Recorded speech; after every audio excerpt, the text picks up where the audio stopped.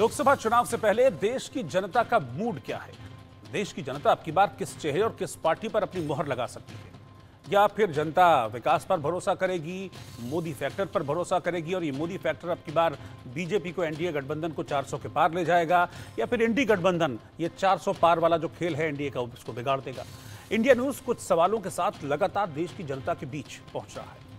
बिहार की जनता के बीच जब इन सवालों को लेकर हमारी टीम, इंडिया न्यूज की टीम पहुंची, तो क्या नतीजे निकलकर सामने आए वो हम नतीजे आपको दिखाते हैं। एक एक सवाल मैं रखता जाऊंगा, उस सवाल का नतीजा क्या है वो आपको बताता जाऊंगा। पहला सवाल है कि लोकसभा चुनाव में आपके लिए सबसे बड़ा मुद्दा क्या है? इस पर बिहार की जनता 22.05% जो बिहार के लोग हैं उन्होंने कहा कि विकास उनके लिए इस लोकसभा चुनाव में सबसे बड़ा मुद्दा है। 14.02% लोगों ने कहा कि महंगाई एक बड़े मुद्दे के तौर पर रहेगा और ये एक डिफरेंस क्रिएट कर सकता है। 11.58% लोगों ने कहा कि भ्रष्टाचार के खिलाफ अभियान एक बड़ा मुद्दा है, जबकि 46.73% लोगों ने बेरोजगारी को एक बड़ा इशू माना है, जबकि 5.62% लोग ऐसे भी रहे जिन्होंने कहा कि इनमें से कोई नहीं, कुछ और इश्यूज पॉलिटिकल हो सकते हैं। अगला सवाल, दूसरा सवाल हमारा यह था बिहार के लोगों से कि 2024 के लोकसभा चुनाव में आप किस आधार पर वोट देने वाले हैं? 23.66% लोगों ने कहा कि हम पार्टी को देखकर वोट देंगे। 13.71% लोगों ने कहा कि हम कैंडिडेट को, उम्मीदवार को देखकर वोट देंगे। 1.46% लोगों ने कहा कि हम धर्म और जाति के आधार पर वोट देंगे, जबकि 60.44%, एक मेजर हिस्सा है, इन लोगों ने कहा कि हम कामकाज के आधार पर वोट देंगे। 0.73% लोगों ने कहा कि इनमें से कोई नहीं, हम कुछ अलग जो फैक्टर्स हैं, कारक है, वो सोच रहे हैं। अगला सवाल, तीसरा सवाल था कि बतौर प्रधानमंत्री नरेंद्र मोदी का कामकाज कैसा रहा है? 26.16% लोगों ने कहा कि खराब रहा है। 28.53% लोगों ने कहा कि अच्छा रहा है।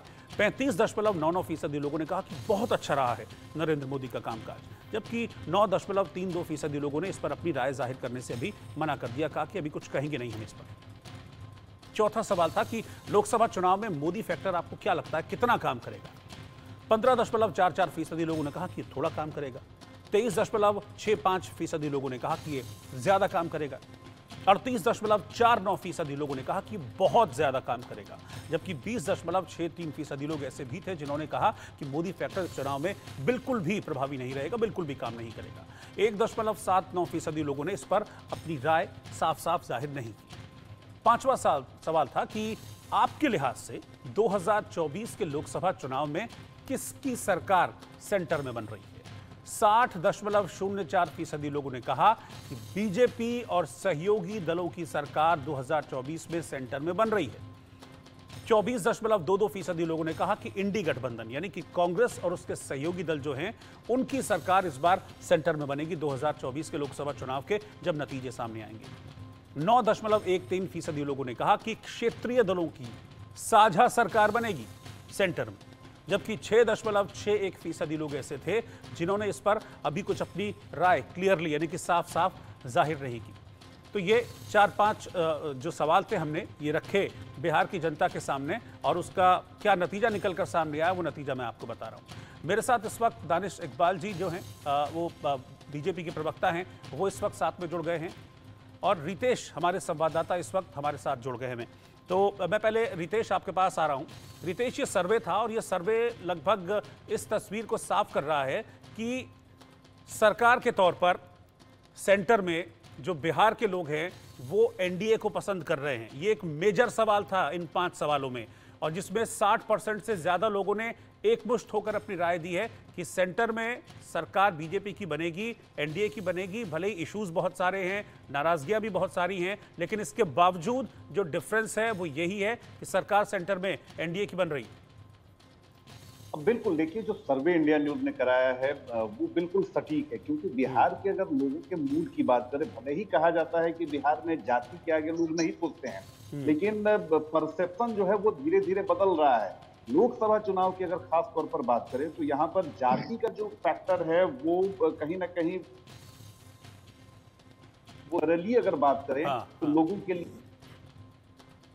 विकास देख रहे हैं कि कई सारे सेक्टर्स में विकास हुआ। बिहार अगर 2005 से पहले की हम चर्चा कर लें तो क्या स्थिति थी, और खास तौर पर जब से नरेंद्र मोदी की सरकार केंद्र में आई 2014 में, तो बिहार में कई दफे ऐसा हुआ कि नीतीश कुमार छिटक कर चले गए, लेकिन जब जब नीतीश कुमार और बीजेपी का साथ हुआ तो जो डबल इंजन की रफ्तार से विकास होने की बात है वो लोगों ने देखा। और यही कारण है कि बिहार में लोग केंद्र में जब भी बात होती है तो वहां विकास की बात करते हैं, डेवलपमेंटल स्कीम की बात करते हैं।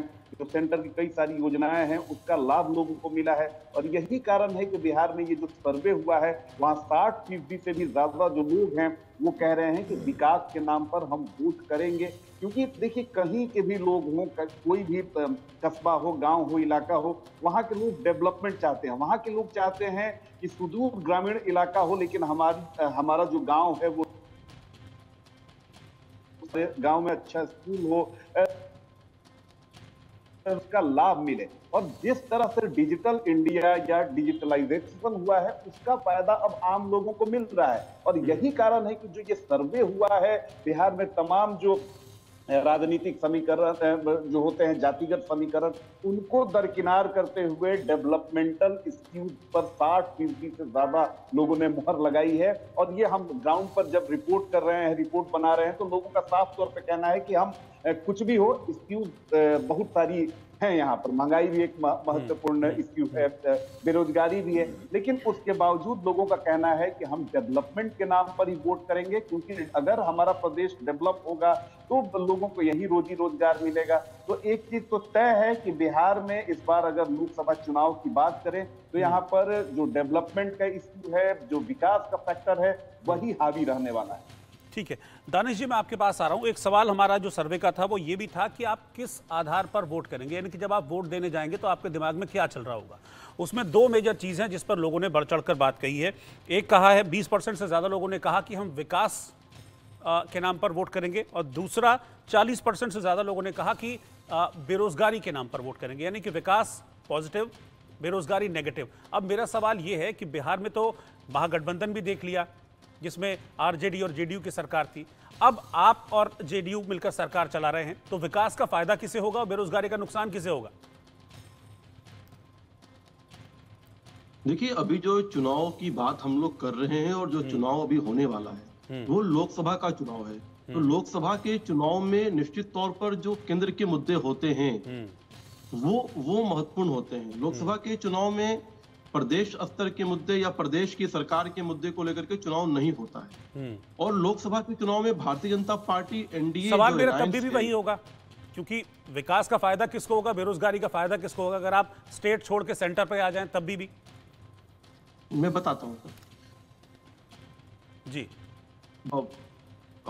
लोकसभा का चुनाव केंद्र के रिपोर्ट कार्ड पे ही लड़ा जाता है, और हम जब जनता के बीच में जाएंगे तो मोदी जी के नेतृत्व में 10 साल के कार्यकाल के रिपोर्ट कार्ड को लेकर के जाएंगे। इस 10 साल में प्रधानमंत्री नरेंद्र मोदी ने जो कार्य किए हैं उसके रिपोर्ट कार्ड जनता के सामने रखे। या बिहार में जो सरकार, अभी कुछ दिन पहले अलायंस में आए हैं, और बिहार में जो सरकार के साथ हम 17 महीना पहले भी जब हम थे नीतीश कुमार जी के साथ, तो भी हमने अच्छा काम किया था, और आज भी हमने अच्छा काम कर रहे हैं हम बिहार के अंदर। और जब हम 2025 में बिहार विधानसभा के चुनाव में जाएंगे तो निश्चित तौर पर बिहार सरकार के द्वारा किए गए कार्य, जिसमें हमारा गठबंधन है, जिस गठबंधन के साथ हम काम कर रहे हैं, उसके रिपोर्ट कार्ड रखेंगे। और अभी का जो चुनाव है वो निश्चित तौर पर पूर्ण रूप से केंद्र सरकार के द्वारा किए गए कार्य के रिपोर्ट कार्ड पे होगा। और केंद्र ने जो काम किए हैं 10 सालों में, वो मुझे लगता है कि आजादी के बारे हैं। और जनता, मैं आपको बताना चाहता हूं कि अगर इस देश के अंदर राम मंदिर का विषय शांतिपूर्ण सुलझा लिया गया है तो उससे प्रभावित बिहार भी है। अगर 370 इस देश से हटा, जम्मू कश्मीर से हटा है, तो उसके लिए बिहार के लोग भी खुश हैं। अगर इस देश के अंदर एक सरकार ऐसी है जिसने शौचालय का निर्माण किया है, भवन का निर्माण किया है, गैस सिलेंडर दिए हैं उज्ज्वला योजना के माध्यम से, या मेडिकल के अंदर जो योजनाएं दिए गए हैं, या और भी जो योजनाएं हैं, वो बिहार के लोगों को भी प्रभावित करता है। उनके जो उनका जीवन है उसको भी प्रभावित करता है। तो जो लोग वोट करने जाएंगे उनके मन में ये विचार होगा कि नरेंद्र मोदी की सरकार ने जो लाभार्थी योजना के अंतर्गत जो अनाज देने का काम किया है वो उनके मन में होगा। उनके मन में होगा कि शौचालय और जो भवन बनाया गया है, जो और भी योजनाएं लाई गई हैं, वो उनके मन में होगा। तो यह स्पष्ट है कि ये जो चुनाव है पूर्ण रूप से विकास पे होगा। देखिए,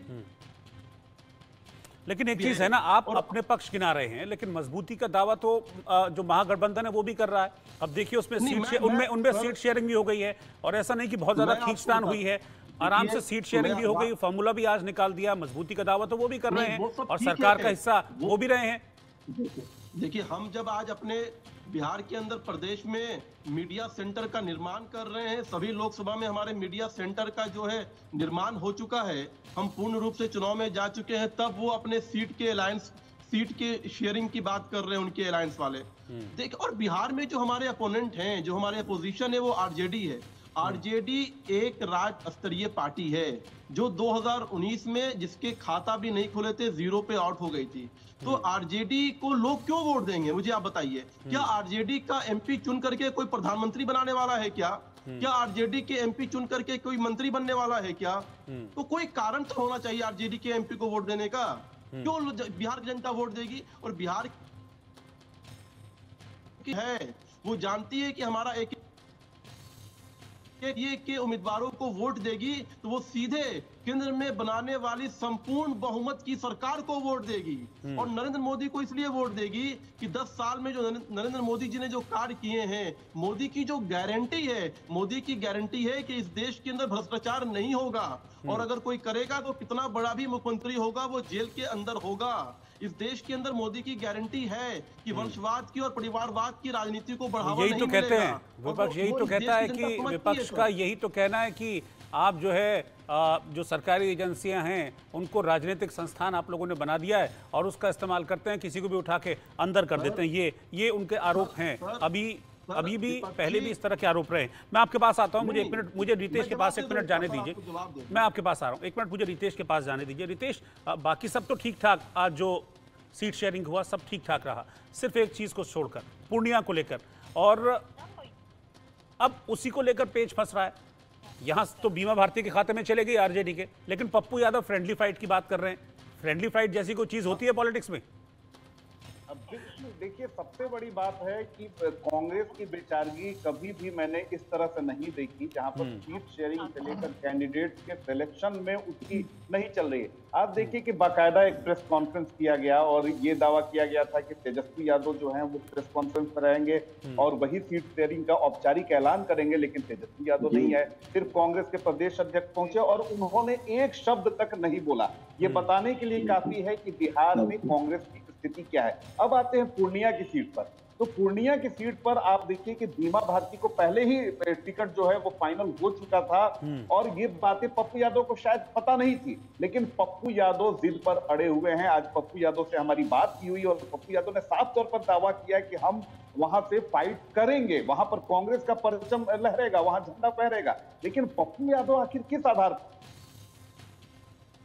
पर सीट है ये चली गई है?